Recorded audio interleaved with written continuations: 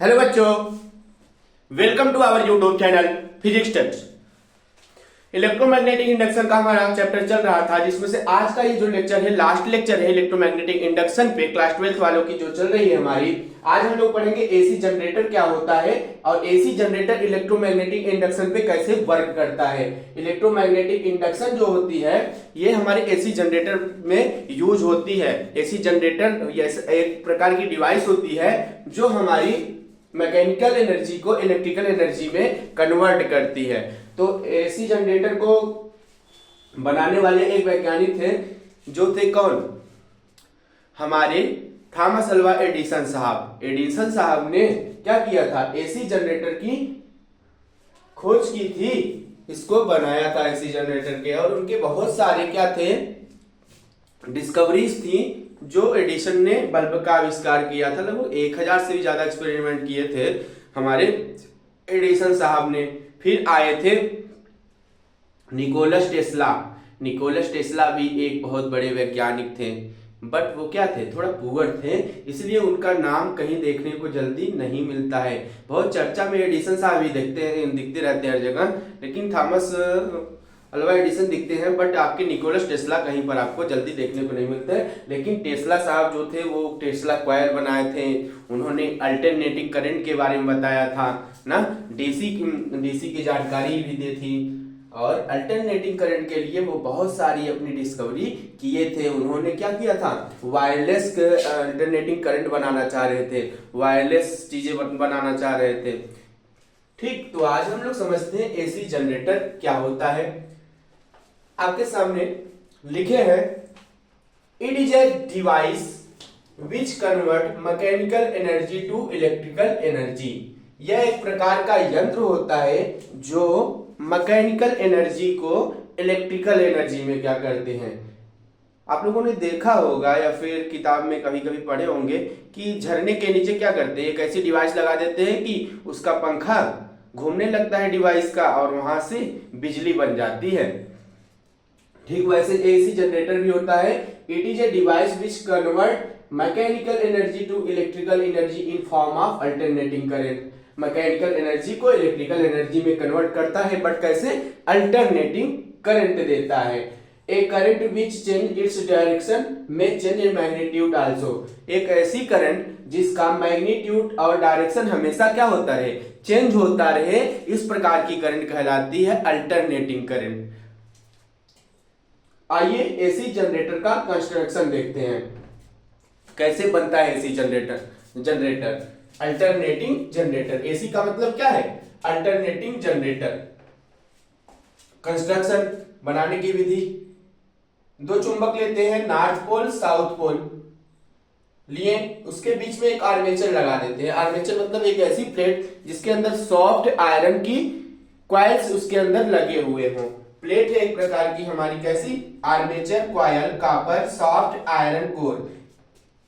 Armature coil है, इसके अंदर आयरन की कोर लगी हुई है, और इसको इसके बीच में नॉर्थ और साउथ पोल मैग्नेट के बीच में आर्मेचर को लाकर रख देते हैं। और इस आर्मेचर के एक सिरे को S1 से जोड़ देते हैं और दूसरे सिरे को S2 से जोड़ देते हैं। S1 S2 क्या है? यहां पर S1 S2 है स्लिप रिंग्स। ये है स्लिप रिंग्स,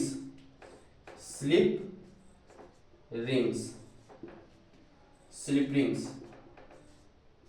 अभी समझाएंगे स्लिप रिंग्स क्या होती है। और ये है हमारे कार्बन ब्रशेस।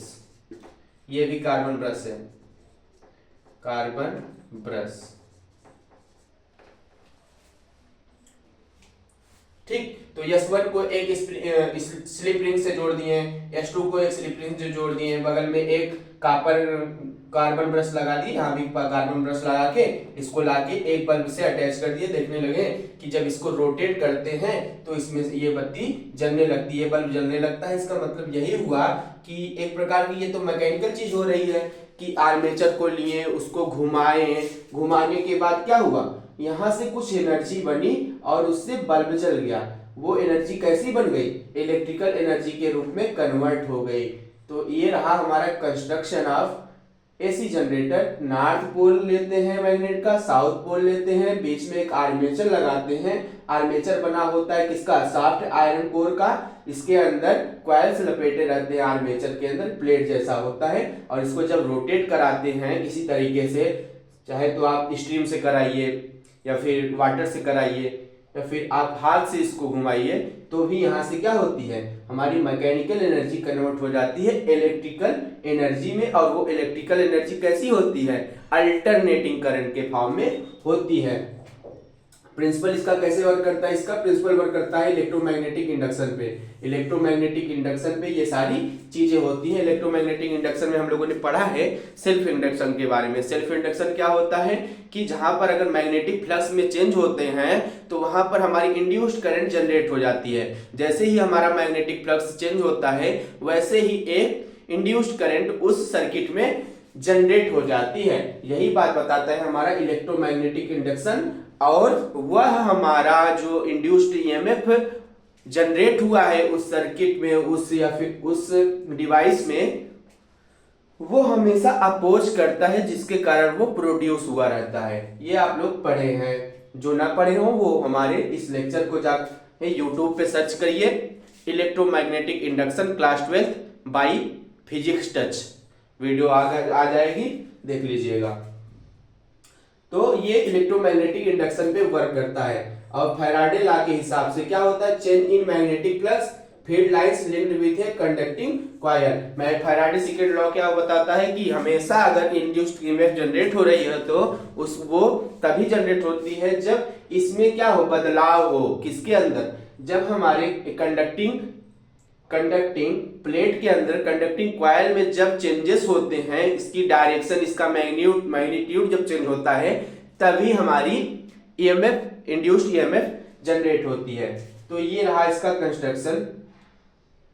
नॉर्थ पोल लिया, साउथ पोल लिया, आर्मेचर रखा, इसको घुमाया, एक S1 स्लिप रिंग लगाई, S2 स्लिप रिंग लगाई। स्लिप रिंग का काम होता है कि अगर ये एक दूसरे के ऊपर वायर चढ़े ना, ये वायर जो है इसमें लपेट न जाए, इसलिए क्या करते हैं, स्लिप रिंग लगाते हैं। इसके अंदर ये ऐसे कुछ मान के चलिए, ये स्लिप रिंग कुछ ऐसे है और ये वायर हमारे पास ऐसा रहा है। अगर इसके चारों तरफ ऐसे से घूमती रहेंगी तो इससे टच रहेंगी ना, इससे टच रहेंगी अगर, तो हमेशा चारों तरफ करंट इसको मिलती रहेगी, एक दूसरे के ऊपर चढ़ेंगी नहीं। ठीक इसी प्रकार से यहाँ भी ये भी वायर नेगेटिव टर्मिनल से जोड़ के इस चारों तरफ घूमता रहेगा, इसी को कांटेक्ट में, टच में रहेगा और घूमता रहेगा। अगर ऐसे रहेगा तो छोड़ देगा, एक दूसरे के ऊपर कहीं टच हो जाएगा या फिर इसके ऊपर ऐसे चढ़ जाएगा।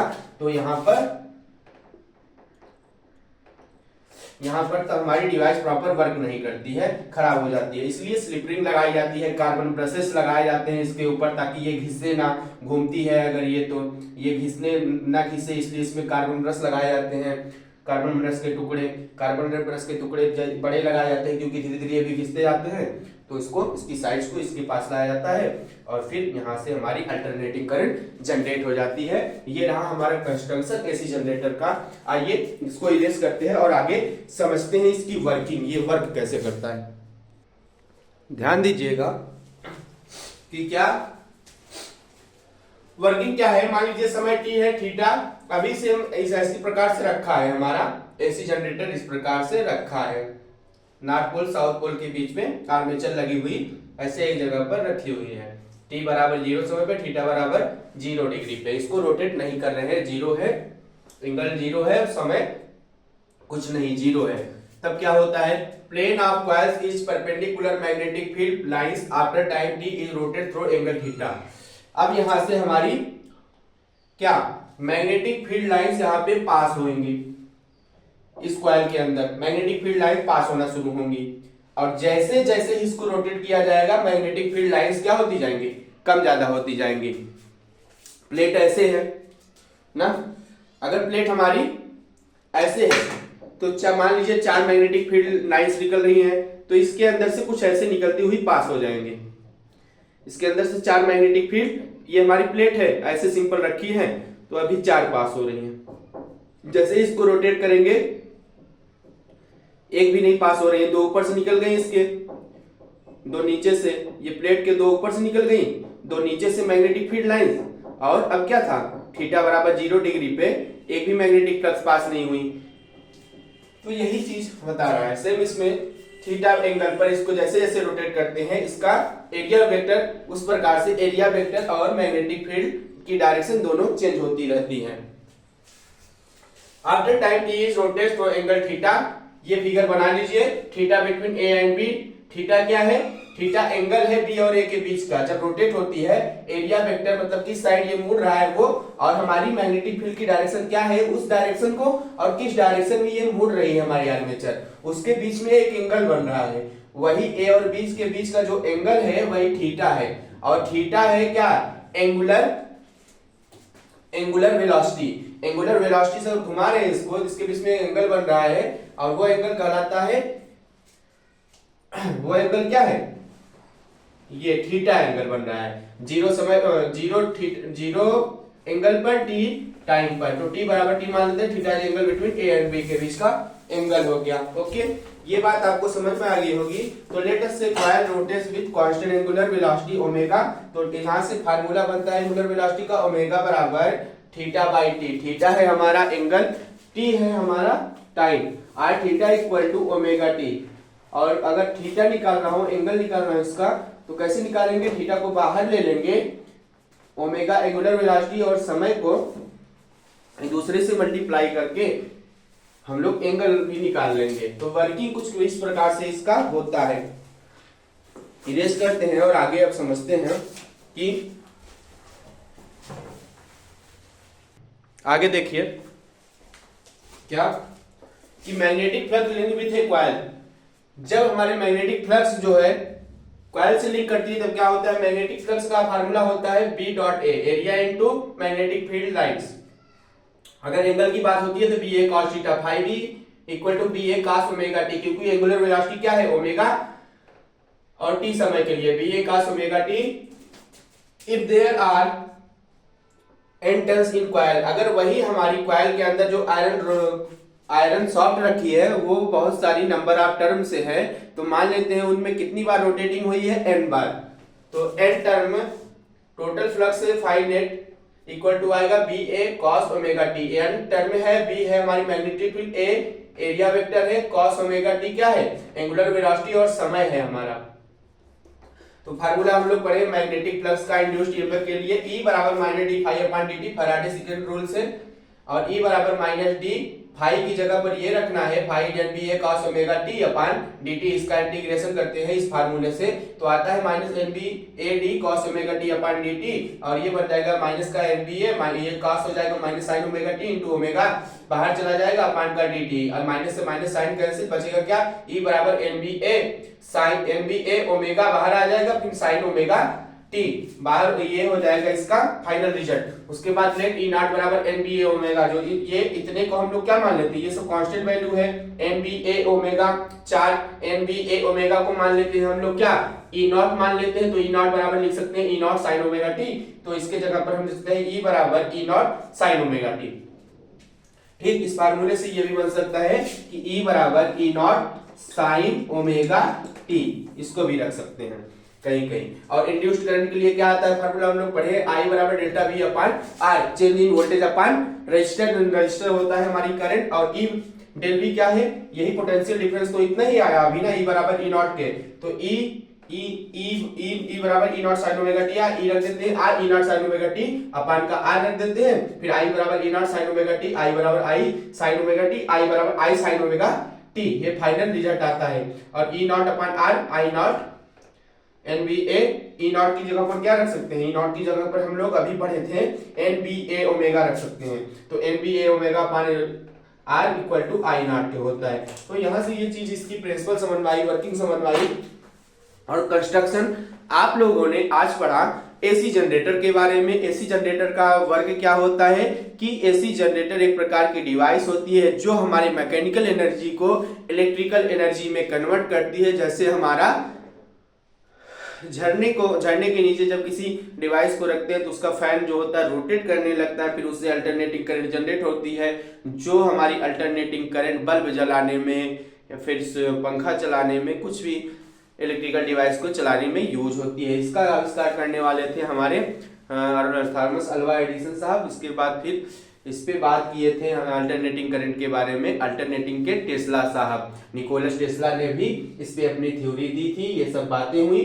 आगे हमारा नेक्स्ट चैप्टर होगा और वो नए लेक्चर से स्टार्ट होगा। आज का ये चैप्टर जो था इलेक्ट्रोमैग्नेटिक इंडक्शन, यहीं पर एंड होता है एसी जनरेटर के साथ। जो भी डाउट हो आप लोग कमेंट बॉक्स में कमेंट करके बताइए आपको ये क्लास कैसी लगी। आज के लिए बस इतना ही।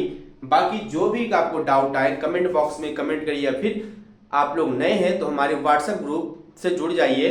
व्हाट्सएप ग्रुप का लिंक हमने अपने इस वीडियो के डिस्क्रिप्शन बॉक्स में पिन कर देंगे। ओके, तो ये बातें सारी समझ में आई होंगी। मिलता हूं एक नए लेक्चर में नए चैप्टर के साथ, जो होगी हमारी अल्टरनेटिंग करंट पे। अल्टरनेटिंग करंट के बारे में हम लोग नेक्स्ट चैप्टर में पढ़ेंगे, जो कि टेस्ला साहब ने बताया है। तो ठीक है, खुश रहिए, मस्त रहिए, पढ़ते रहिए। जय हिंद।